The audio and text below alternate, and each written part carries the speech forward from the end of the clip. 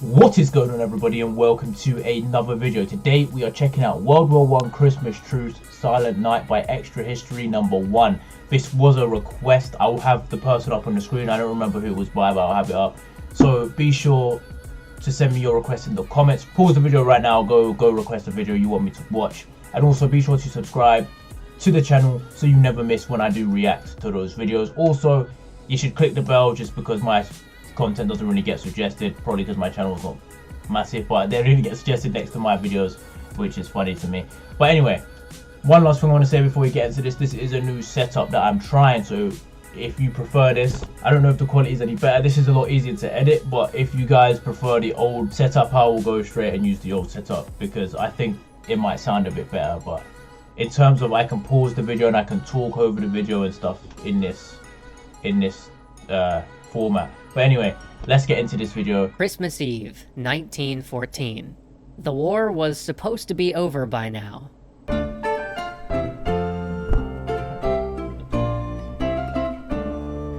This little holiday special is brought to you by World of Tanks. Use the invite code ARMISTICE if you're a new player who wants to check out the game. The Christmas Truce is one of the most poignant events of the First World War. A time when men rose up above the madness of the conflict and, for just a moment, saw each other as fellow humans. This is an event that definitely did happen. Thousands of men laid down arms in the truce, but a century of retellings has also kind of sanded down its rough edges and oversimplified its messy reality. Indeed, this event wasn't just the result of pure human spirit and holiday cheer. It was a host of unique factors that drove these enemies to spontaneously declare peace in no man's land.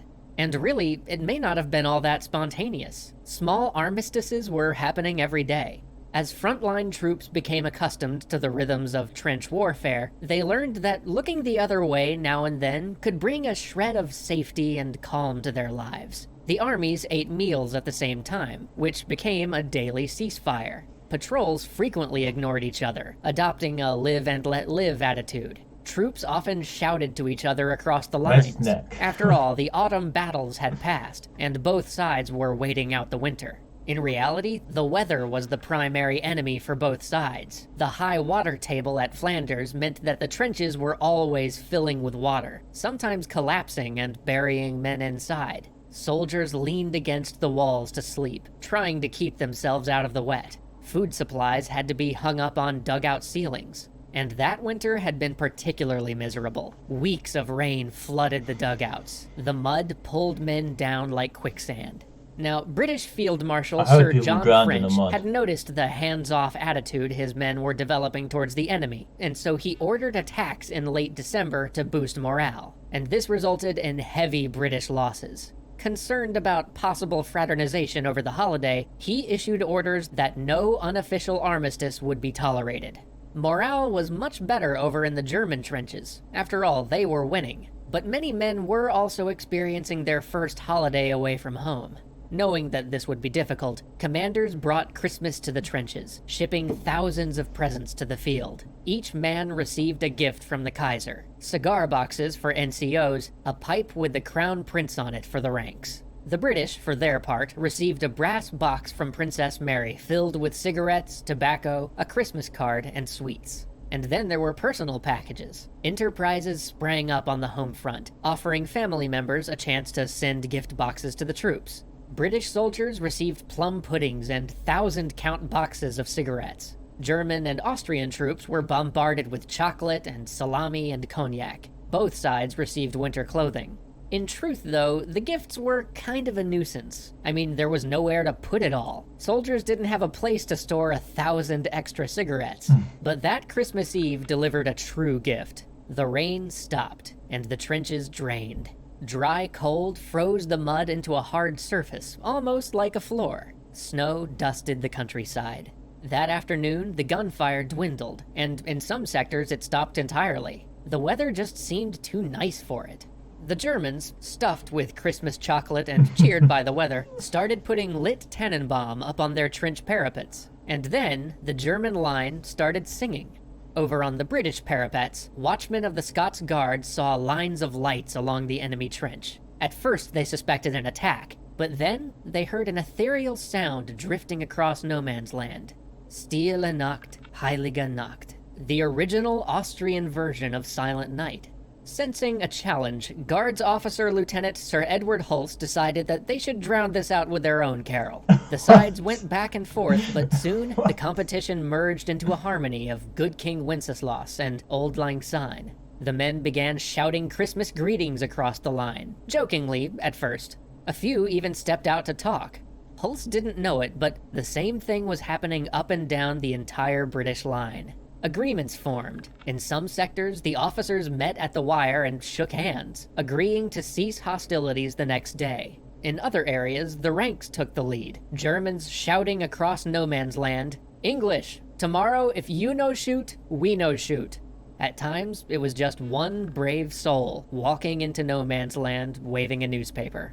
These overtures were extremely dangerous. Though peace was breaking out in certain areas, it didn't happen everywhere. One British regiment responded to German caroling with a machine gun blast. Some unarmed soldiers were gunned down trying to broker this holiday armistice. But in most sectors, the ceasefire held.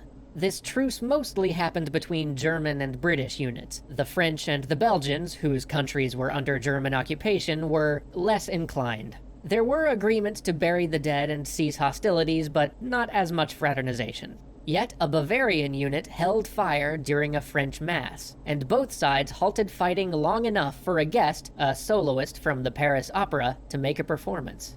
British Indian troops, who were a bit unfamiliar with this whole Christmas deal, saw the lit German trees and thought of their own holiday of Diwali. They held fire, but also held position, until some Germans tempted them out of the trenches with cigars and cigarettes. Soon the men were smoking together on the parapet.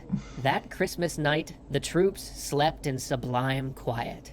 Christmas Day dawned, bright and cold, the sky clear for the first time in weeks. To their shock, British troops looked across no man's land to see the Germans walking around on their parapets. Such a thing was suicidal in daylight, and that gesture of trust, more than anything, lured a few British out. It was heaven to at last stand up straight and walk on solid earth. Some had ventured into no man's land on Christmas Eve, but in daylight it was impossible to ignore the bodies lying between the trenches. The two sides buried their dead in common graves, grieving side by side in joint services, listening to the faraway sounds of battle from other sectors. And that shared experience broke down the wall. Soldiers milled about together in no man's land, swapping overabundant gifts from home. British beef for uniform buttons, chocolate cake for barrels of beer. They exchanged hats. One German barber gave haircuts. The men chatted. After all, they shared so much in common. They lived in the same fields under the same rain, and they were equally sick of war. Besides, they were curious. What was life like on the other side? Who were these enemies? One British officer was perplexed to learn that his new German friend believed the armies of the Kaiser fought for freedom. That was impossible, the officer responded. We're fighting for freedom.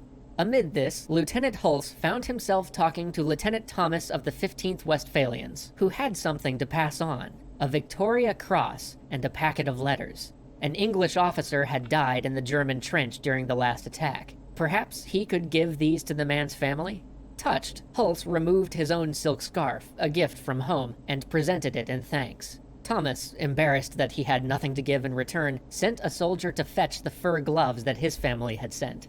Up and down the line, men started bringing out footballs. Kickabouts broke out, with men from both sides chasing the ball among shell holes and sliding on the frozen ground. In one sector, a group of Highlanders challenged a Saxon regiment, who burst out laughing whenever a kilt flew up during play. But not all of this activity was goodwill. On both sides, a few used the gatherings to reconnoiter enemy trenches, and both sides used the time to repair dugouts. Of course, for some, this fraternization appeared false. One British soldier flashed his squad mate a hidden dagger, while another refused to smoke German cigarettes, fearing that they might be poisoned. When one squad of Bavarians discussed whether to meet the British, their corporal snapped at them. Such a thing should not happen in wartime. Have you no German sense of honor left at all?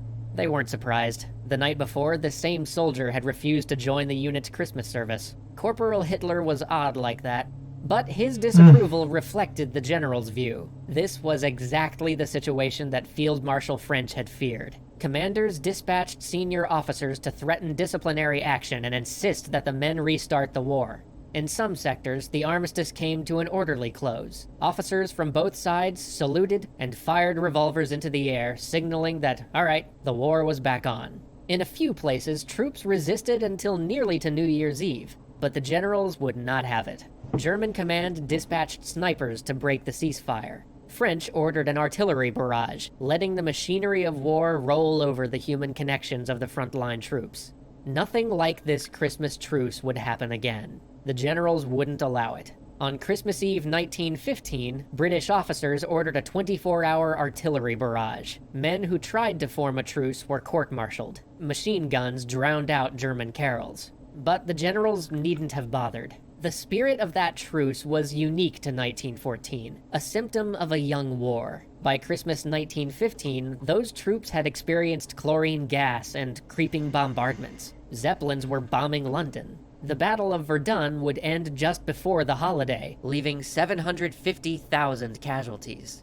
Indeed, many of the men who celebrated in no man's land that day would never see another Christmas. One of those unlucky ones was Lieutenant Sir Edward Hulse, who had sung carols and given a German officer his silk scarf. He died 3 months later while trying to save a wounded comrade. He was 25. And yet, Hulse is not remembered today for his military achievements, or even the book of letters that his friends published after his death. He and so many others are remembered for a victory entirely their own, when a group of brave men ventured into the line of fire, trusting their enemies not to shoot, and believing that humanity was better than the bonfire it had built for itself. Happy holidays, everybody. Okay, that is the end of this video. Very good video. You know, I've talked about it before, perspective of, you know, these were regular people just drafted into an army to fight, you know, and the conditions were awful, like you know, you heard, you just didn't want to live in that time. You know, let's be honest. This was a very good video. I liked it as well, like I said, man, and yeah, what else is there to say? You know, we've seen a lot of World War I content. I've heard about the Christmas Day football matches and stuff, and it's just a shame they couldn't end the war quicker, you know what I mean?